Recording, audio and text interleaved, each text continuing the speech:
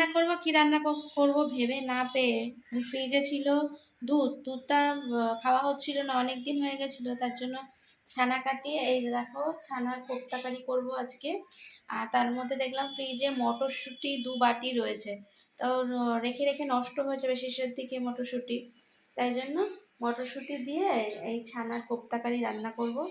এ দেখো গড়ে নিয়েছি, এবার শুধু রান্না করার পালা। তাড়াতাড়ি চটপট করে নিলে কি হয়, তাহলে অনেক সুবিধা হয়। এখনও রুটি করব, রুটি বানাবো, তার আগে তরকারিটা করে নিই, তারপরে তো টিফিন কিছু আলাদা কিছু দেখি কি করতে পারি। তো ভাজা পোড়া না হলে মানে যদিও বা খাওয়া উচিত নয়, কালকে ডাক্তার দেখানো, আজকে ভাজা পোড়া মা হয়তো খাবে না, দেখি আমাদের জন্য যদি করি।